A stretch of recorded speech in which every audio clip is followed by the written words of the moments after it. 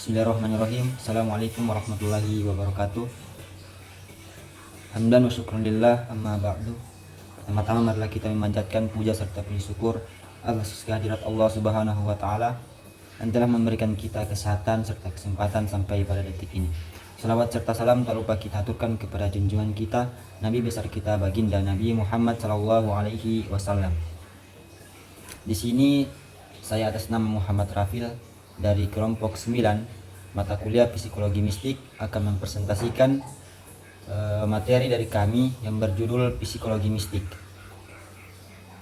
Di dalam makalah kami ada 4 rumusan masalah.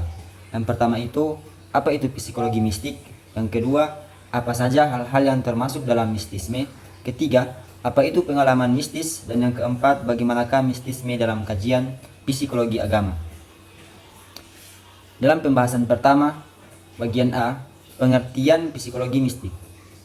Psikologi mistik adalah cabang psikologi yang mengkaji tentang pengalaman-pengalaman spiritual atau mistik dari sudut pandang psikologis.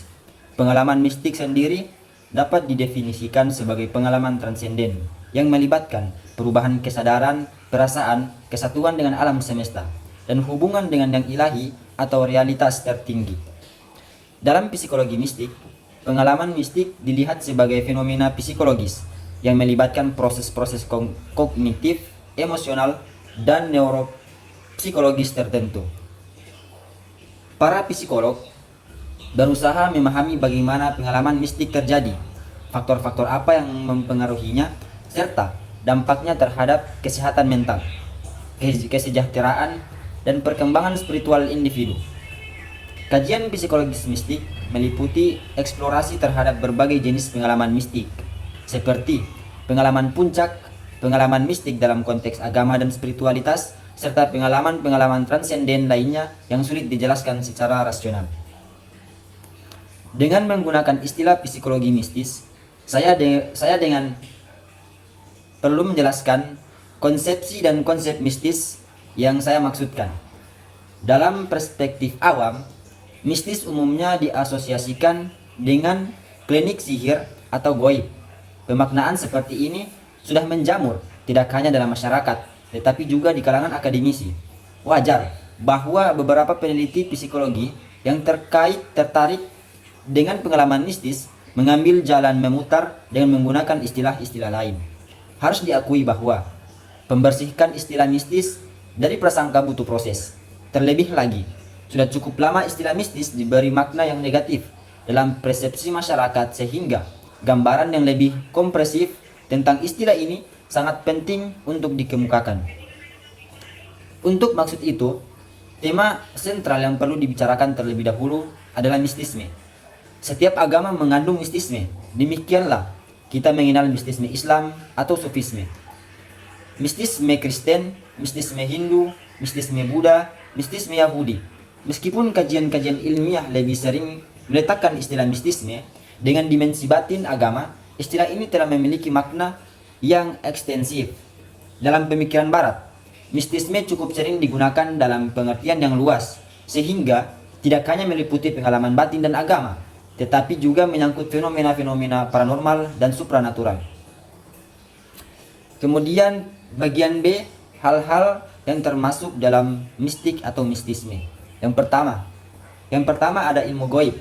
Yang dimaksud ilmu goib di sini adalah cara-cara dan maksud menggunakan kekuatan yang digunakan di alam goib, yaitu yang tidak dapat diamati oleh rasio dan pengalaman fisik manusia. Kekuatan-kekuatan goib ini dipercaya berada di tempat-tempat tertentu, seperti pada benda-benda pusaka ataupun berada dan menjelma dalam tubuh manusia, sehingga timbulnya tempat keramat dan dukun sebagai wadah dari kekuatan goib. Sejalan dengan kepercayaan tersebut, timbullah fetise, tempat keramat dan dukun sebagai wadah dari kekuatan goib. Yang kedua, magic.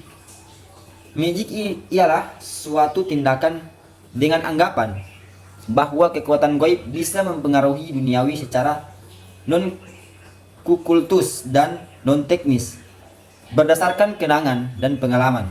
Orang yang mempercayai bahwa karena orang dapat mencapai yang diinginkannya dengan tidak memperhatikan hubungan sebab akibat secara langsung antara perbuatan dengan hasil yang diinginkan. Yang ketiga, parapsikologi. Parapsikologi adalah cabang psikologi yang mempelajari tentang gejala-gejala jiwa yang terjadi tanpa dengan panca indera serta perubahan-perubahan yang bersifat fisik yang digerakkan oleh jiwa tanpa menggunakan kekuatan yang terkait dalam tubuh manusia. Kemudian yang keempat, kebatinan. Kata kebatinan sebenarnya berasal dari bahasa Arab, yaitu bathin, yang berarti perut, sebelah dalam, tersembunyi rohani. Sedangkan lawan dari kata batin adalah zohir, yang berarti punggung, sebelah luar, jasmani. Jadi dapat didefinisikan kebatinan yaitu suatu paham atau aliran yang mengutamakan hidup kejiwaan guna menemukan jalan menempatkan manusia pada tempat yang sewajarnya di tengah masyarakat dan mencapai hubungan yang seakrab-akrabnya dengan Tuhan. Kemudian yang terakhir adalah tasawuf. Tasawuf berarti usaha melatih diri dan berjuang melawan hawa nafsu dengan membuang segala sifat-sifat yang buruk, yang keji, dan membawa kepada akhlak yang indah seperti zuhud, penyantun, sabar, ikhlas, benar, dan sebagainya. Menurut Muhammad Rashid Ridha, tujuan tasawuf adalah untuk memperoleh hubungan langsung dan disadari dengan Tuhan, sehingga disadari benar-benar bahwa seseorang berada di hadirat Tuhan. Tasawuf ini hanya terdapat dalam agama Islam saja. Adapun dasar-dasar ajaran tasawuf menurut Hamka bahwa tasawuf timbul dan tersebar dari ajaran Islam itu sendiri, yaitu dari Al-Quran dan hadis, perjalanan Rasulullah SAW dan para sahabat, dan juga pengaruh dari kebudayaan dan di luar agama Islam. Selanjutnya saya persilahkan kepada pemateri kedua untuk membahas tentang apa itu pengalaman mistisme, bagaimanakah mistisme dalam kajian psikologi agama. Untuk itu saya persilahkan kepada saudari Syifa untuk melanjutkan pembahasan selanjutnya. Nah, selanjutnya kita masuk ke pembahasan berikutnya, yaitu bagian C, pengalaman mistik atau mistisme. Pengalaman mistik merupakan pengalaman keagamaan dalam arti yang lebih luas dan lebih dalam dari sekedar beragama. Ia merupakan sebuah pengertian yang mengacu pada suatu totalitas sesuatu yang menundukkan manusia pada tempat yang penting sepanjang tempat dan waktu, dan sesuatu yang menjadi tempat bergantungnya keselamatan seseorang. Lebih khusus lagi, pengalaman mistik bukanlah sikap untuk menerima informasi teologis ataupun informasi keagamaan, melainkan lebih sering menjadi lawan atau bertentangan dengan tradisi keagamaan yang lazim dianut.